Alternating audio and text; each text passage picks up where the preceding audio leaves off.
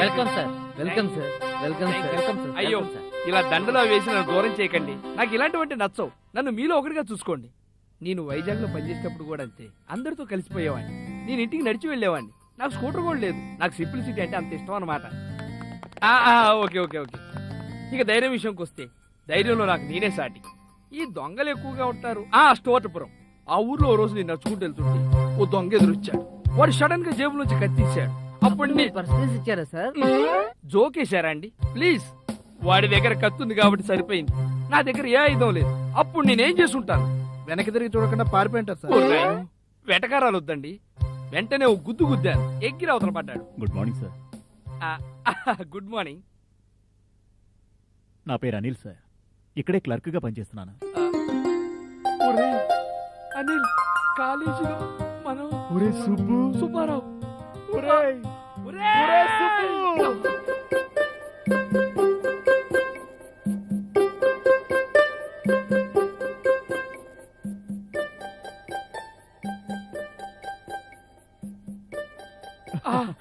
ఒరే, ఎండి అంటే ఎవరో అనుకున్నాను రా, నువ్వా? ఎండి ఏంట్రా బీడీ లాగా? ఆ తర్వాత ఏమైంది సార్? ఏ తర్వాత? ఓ అదే, ఎంతమంది చెప్పాను? మీరు తన్నారు, వాడు అంత దూరంలో పడ్డాడు. ఆ తర్వాత ఏముంది?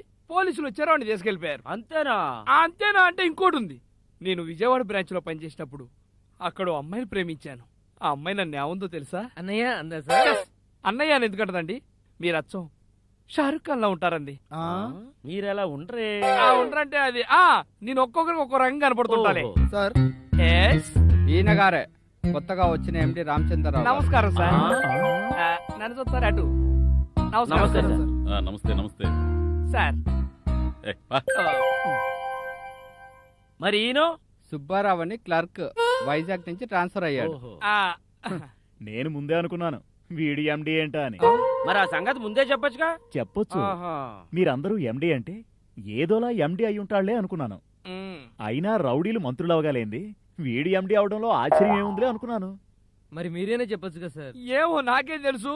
మీ ఆఫీసులో క్లర్క్ ఇలానే మర్యాద చేస్తారనుకున్నా. ఏడ్చావు. క్లర్క్ కింత మర్యాదలు చేయడానికి ఇది అమలాపురం కాదు, హైదరాబాదు. వెళ్ళి ఆ సీట్లో కూర్చో. ఓకే. ఏమైంది?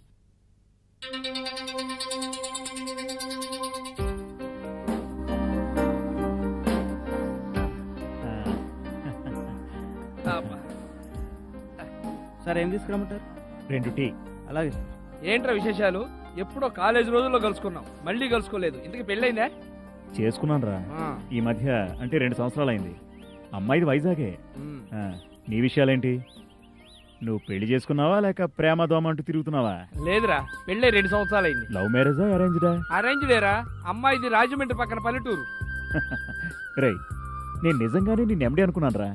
నీకింకా బిల్డప్లు పోలేదా? బిల్డప్లు అనేవి జీవితంలో ఉండాలి, లేకపోతే థ్రిల్ గా ఉండదురా. బిల్డప్లు ఎక్కువైతే జీవితంలో ఒక్కోసారి తప్పులు జరుగుతుంటాయి. నువ్వు ఇంకా మారలేదురా. ఏ విషయంలో? ఇదిగో ఇలా ఎదుటి స్పీచ్ ఇవ్వడంలో. ఇంకేంటి విశేషాలు? ఏముందిరా, అమ్మా నాన్న వైజాగ్ లోనే ఉంటున్నారు. నాన్న రిటైర్ అయ్యారు, చెల్లికి పెళ్ళయింది. జీవితాన్ని ఇలా నెట్టుకొస్తున్నాను. సరే, నువ్వెన్నాళ్ళైందిరా ఈ జాబ్ లో జాయిన్ అయ్యి? 3 years అయిందిరా. జాయినింగ్ ఆర్డర్ వైజాగ్ లో తీసుకున్నాను. ఇగో ఇప్పుడు ఇక్కడికి ట్రాన్స్ఫర్ అయ్యా. సరేరా, వెళ్దామా? ఏంట్రా, మీ ఆవిడ త్వరగా రమ్మందా? అవునరా, ఈ రోజు నన్ను తొందరగా రమ్మంది. చూడరా, నేను వెళ్ళాం అనేది మనం చెప్పినట్టు వినాలి, అది చెప్పినట్టు మనం వినకూడదు. త్వరగా రండి, బజార్కి వెళ్దాం, రాకపోతే ఫీల్ అవుతాను. ఇలాంటి విషయాలు నా దగ్గర చెప్పకరా. నువ్వు చెప్పింది చాలా రాంగ్ రా సుబ్బారావు. పెళ్ళాం అంటే నువ్వు చెప్పినట్లు ఉండేది కాదురా. ఆవిడ కూడా మనిషే కదా. ఆవిడ చెప్పింది మనం వినాలి, మనం చెప్పింది ఆవిడ వినాలి. ఇలా ఒకరికొకరు విలువలు ఇచ్చిపుచ్చుకుంటేనే కదరా సంసారం. ఒరేయ్, నీకు ఆదర్శాలు ఉండాల్సిన కన్నా ఎక్కువ ఉన్నాయరా. నువ్వు మరీ 1965 లా మాట్లాడుతున్నారా? నువ్వు మాత్రం హైటెక్ భర్తలా మాట్లాడకు. అరే, ఆదర్శాలు అనేవి మనం ఇతరులకు చెప్పడానికి కానీ మనం పాటించడానికి కాదు. రేయ్, నువ్వు ఆవేశంలో ఉన్నావురా. ఆదర్శాల గురించి నీకు ఇప్పుడు చెప్పినా అర్థం కాదులే. అర్థం కాకపోవడానికి నువ్వు చిక్కు ప్రశ్నవి. ఒరే, ఎవరిష్టం వాళ్ళు నీకు కాదన్ను. అలాగని ఆదర్శం అని కూర్చుంటే అదే అనార్థానికి దారితీస్తుంది. అలాంటి పరిస్థితి రాకుండా చూసుకో. ఆఖరికి నిన్ను ఓదర్చడానికి ఎవరు ఉండర్రా. ఓకేరా, ఎవరి అభిప్రాయాలు వారివి. ఒకరి అభిప్రాయం ఒకరి మీద రుద్దడం అనేది చాలా మూర్ఖత్వం. అందుకని ఈ విషయం ఇక్కడితోనే వదిలేద్దాం. సరే, పద వెళ్దాం. బాబు. సార్, నేను ఇస్తాను రా. నువ్వు ఆగరా, నేను ఇస్తున్నా.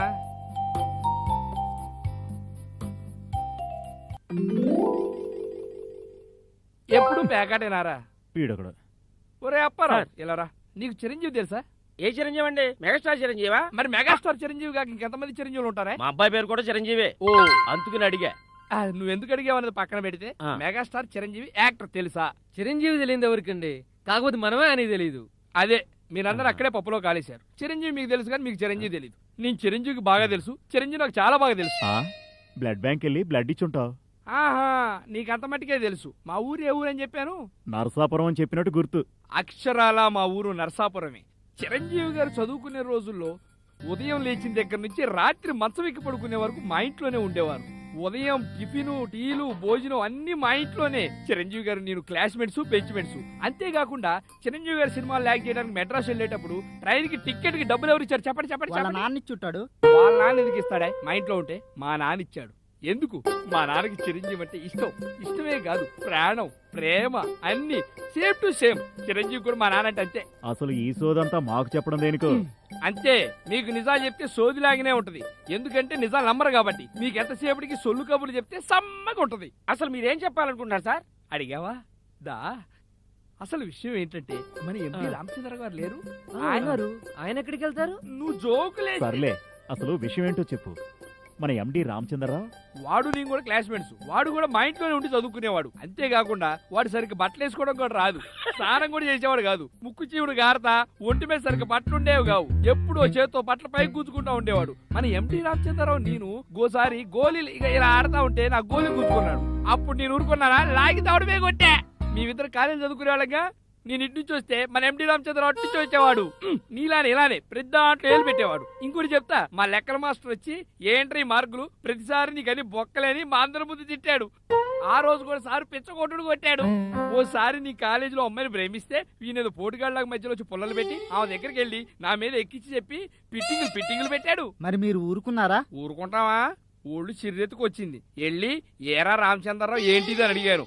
ఏం చేసుకుంటామని గీరగా సమాధానం చెప్పాడు. వెంటనే ఆవేశం వచ్చేసింది. అప్పుడు మీరు ఏం చేశారు సార్?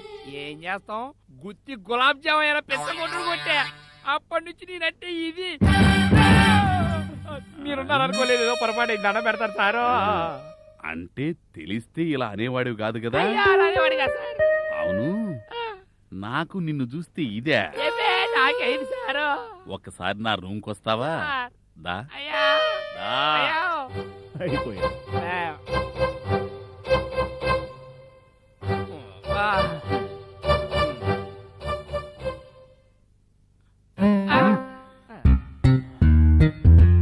నువ్వు నా గురించి ఏమనుకుంటున్నావయ్యా? నేనేమనుకోవట్లేదు సార్. అసలు నువ్వేమనుకుందాం అనుకుంటున్నావు? మీరేమనుకోమంటే అది అనుకుందాం అనుకుంటున్నా సార్. అంటే నేను నా గురించి ఏమనుకుంటే అది నువ్వు అనుకుంటావు అనమాట. నువ్వైతే ఏమనుకో, 3 పూట్ల ముక్కులు దాకా తిని నా గురించి చెత్తవాగుడు వాగుతావు. నువ్వైతే ఏమనుకో, నిన్ను చూస్తే అవును నేను చెవిడి ముక్కుతో ఓ చేత్తో జారిపోయే ఫ్యాంటుతో తిరిగేవాడినా? నా గోప గుయ్యమని పిచ్చావా? నా గుత్తి గులాబ్ జామ్ చేసావా? రామరావా, అసలు నీకు ఉద్యోగం ఇచ్చిన ఎదవెవడయ్యా? మీరే సార్. అంటే వెధవనని కూడా కన్ఫర్మ్ చేసావన్నమాట. అంటే వెధవలా కూడా కనపడుతున్నానన్నమాట. అరే రే రే రే, ఎన్నన్నావయ్య నన్ను? కాలేజీకి నువ్వు అలా వస్తే నేను ఇలా కనపడకుండా వెళ్ళేవాడినే. అయ్యో అదే సార్. వద్దు, నువ్వు నాకేం చెప్పొద్దు. నేను వినే స్థితిలో లేను.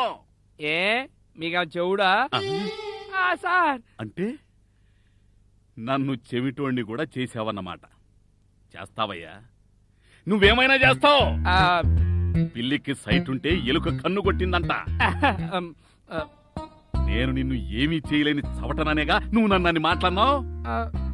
అదే ఇంకొకటి మాట్లాడి ఉంటే నరికేసేవాడిని. కానీ నిన్నేమీ చేయలేను, ఏమీ చేయలేని పరిస్థితి. రికమెండేషన్ క్యాండిడేట్ కదా, నిన్నేమీ చేయలేను. ఏమన్నావు? నేను లెక్కలు చేస్తే అన్ని బొక్కలేనా? సరేనయ్యా, నేను ప్రశ్న వేస్తాను, సమాధానం చెప్పు. 8 కాళ్ళ పురుగుకి ఎన్ని లెగ్స్ ఉంటాయి? చెప్పు చెప్పు. ఛాన్స్ లేదు సార్. నువ్వు నాకు లెక్కలు నేర్పావు. నేను వేసిన ప్రశ్నలోనే జవాబుంది. 8 కాళ్ళ పురికి ఎన్ని లెగ్స్ అన్నాను. 8 లక్షలు అని చెప్పొచ్చు అజ్జా. కానీ చెప్పలేకపోయావు ఆ, నువ్వు నాకు లెక్కలు నేర్పావు ఆ. చూడు ఇంకొకసారి ఇలాంటి సొల్లు కబుర్లు చెప్పినట్టు తెలిసినా చూసినా ఆ, సహించేది లేదు ఆ. వెళ్ళు సరే, వెళ్ళా సరే. ఆ, వెళ్తాను సార్. ఆ. నీ బట్ట బాబా నావలా వస్తే సార్. ఆ, ఆ. ఆ.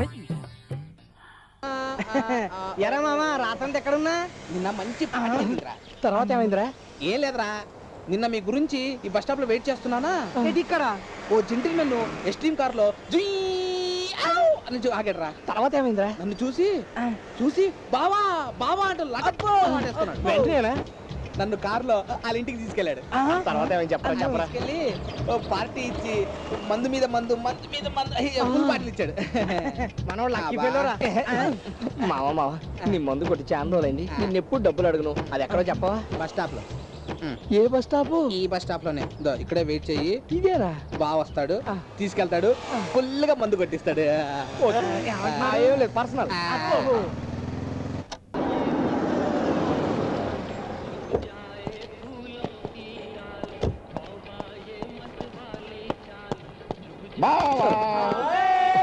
వీడు ఆడే అనుకుంటా.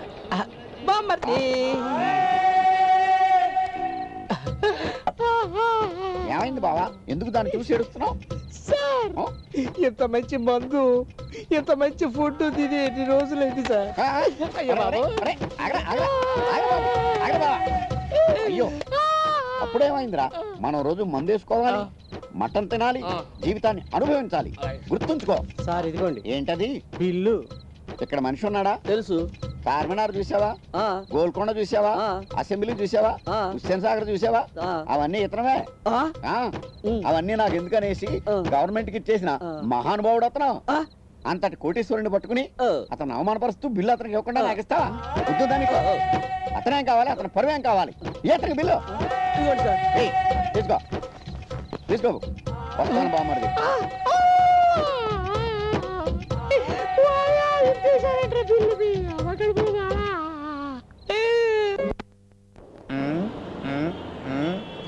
అరే మన సీనిగా తలుచుకుంటున్నాక నవ్వుతుందిరా.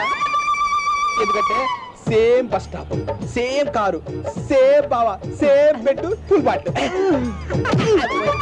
బుద్ధి లేదా నీకు? ఆ అదృష్టాన్ని వాడికైనా చెప్పేది. మాకు చెప్పొచ్చు కదరా, మేము నీ ఫ్రెండ్సేరా. రేపు ముందు ఆర్డర్ ఇవ్వండి రా. ఎవరక్కడ సార్ ఈ వాయిస్ ఎక్కడో విన్నట్టుంది. ముఖం చూపి. బాబు కొంచెం టర్నింగ్ ఇయ్యమ్మా. అటు కాదు ఇటు. ఇది తీవయ్యా. మన సీన్ గారు ఏంట్రా ఈ కంపు? కొల్లంతా అదే కంపు. ఏదో చెప్పినట్టు ఆ రోజు వెళ్ళి బస్ స్టాప్ లో దించాడు. వాడు వచ్చాడు, ఓ ఫుల్ బాట్లు అన్నం పెట్టాడు. ఆహా ఏమి భాగ్యం సార్. ముందా ఏడు బాబీ సరిగ్గా చెప్పు. ఏం చెప్పంటావురా, వాడు దాంట్లో వాడు వెళ్ళిపోయాడు. వాళ్ళు బిల్లు తెచ్చి ఇచ్చారు. ఇంకట్నన్నా అంటే ఒక తల్లి వస్తే ఈ డ్రెస్ తో ఇక్కడ వచ్చి పడ్డా. నీ వల్లే కదరా. అయినా ఏదో మందు తాగి చూసావా ఇప్పుడు నాకు ఈ గతి పెట్టి. నువ్వు పీకల దాకా తాగలా ఆ తాగితే పీకల దాకా తాగినప్పుడు ఇటువంటి అనుభవించక తప్పదు నాయన. అరే మనోడికి ఫ్రీగా ఫినాల్ ఇస్తే అది కూడా ఫుల్గా తాగలే ఉన్నాడు. ఆపండ్రా మీ ఎదవకోలా. ఎప్పుడు బారు కప్పల్లా అని మందు కోసం నోరు తిరగడం. ఇక్కడ మాకు ఆగలేదు. లేకపోతే వెళ్ళి టిఫిన్ పట్టరా. అయితే ఆర్డర్ ఇవ్వు. నాకు ఇడ్లీ, నాకు దోశ. ముందు మంచినీళ్ళు తీసుకురా, తర్వాత కాఫీ. అయితే మీకు ఎలా కనిపిస్తాను వచ్చావురా.